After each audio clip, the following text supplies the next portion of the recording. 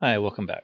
We're looking at the third part of our video series, taking a look at how the birth month and the image number possibly works with the verses.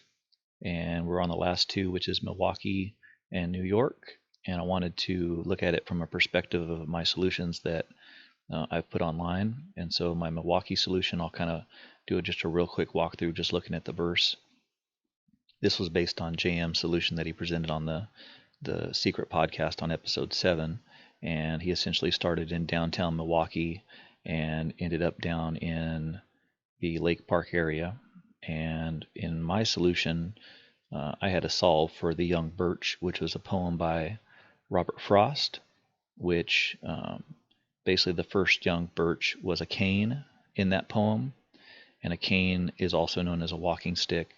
And so with the juggler juggling a walking stick, I thought that it meant to go back to the beginning of the poem, where JM had basically thought it took you back to the top of the stairs. So I went back to where we began our walk, and that essentially was at a distance in time from Three Who Lived There, which is Second and Wells. And so I'm going to take a look now at these numbers for Milwaukee and see if do they help in understanding how this circular thing works. Because we on this one we go all the way through and then we circle back. And is it possible that these numbers help confirm that idea? So in this one we're looking at February, which is a 2, and image 10. So we have a 2 and a 10. And so what's interesting is if we are circling back from this spot and we're circling back to where we start, where the word walk is because of the emphasis on the walking stick, then the next line is at a distance in time from Three Who Lived There. And that was our starting point. So here's where it gets kind of interesting. So if we go from the starting point now and we go down 10, then we go 1, 2, 3, 4, 5, 6, 7, 8, 9, 10. But this is a juggled puzzle. So let's add the 2 in there as well. 1, 2, and we're right back to the first young birch, which then takes us back to the top. And we read these 2 lines again. And now we're just going in like an infinite loop. And I think that is an interesting way to look at the 10 and the 2. It throws us back to the second line.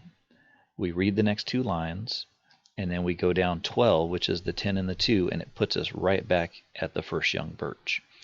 And then so essentially in my solution at the end, we use the rest of these from Second and Wells to get to our final spot. So to me, this seems like it is sending us back to the point where we looped back in my solution. So I kind of see this as confirmation that I was on the right track there.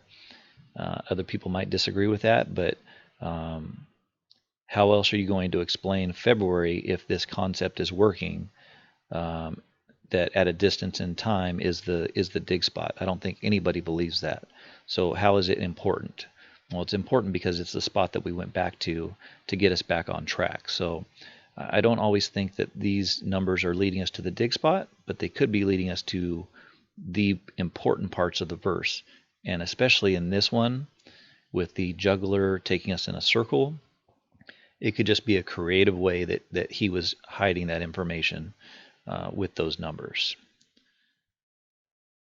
The other one that I've done a video for is New York, which is verse 10.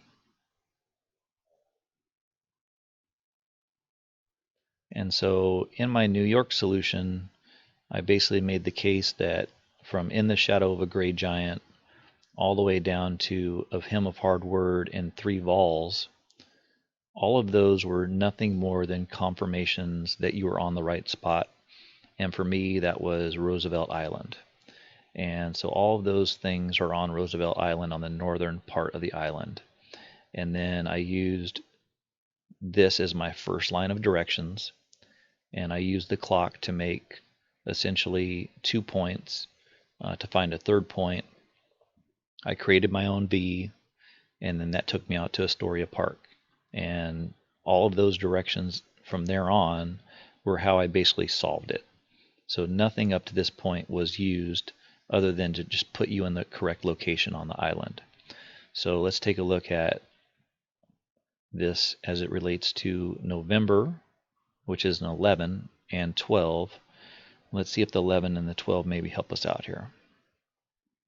So if we start counting down, we got 2, 4, 6, 8, 10, 12.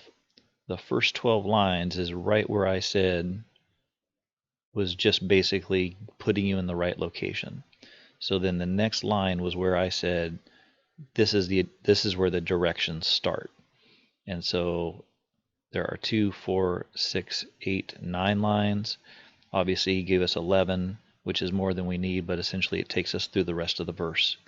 And I just think that that's where our directions start. And if this is the way that he hid information, I think that this kind of helps confirm that these first 12 lines are just putting us in the right place, but the real important stuff starts right here. And so if we look from there on down, that does seem to work. So, you know, I know that a lot of people didn't like the way I solved that, and I'm fine with that. But in my mind, that's the way the puzzle works on this one. It's definitely the toughest puzzle, and I think it's a creative solution. And I think Astoria Park is where it's at. So between Milwaukee and New York, I think that those were two of the more creative ones that he did. They were near the end. I think the puzzles tend to get harder as you go through the images, and so, you know, take it for what you will. On some of these, I'm not familiar, like I said, with some of the solutions. So if you found that some of these things worked in your solutions, you know, let me know in the comments. If it kind of focused your attention on something that you weren't focused on, let me know in the comments. If you think it's crap, let me know that too. Okay? All right. I think that's about it. So I'll wrap this up. Have a good one.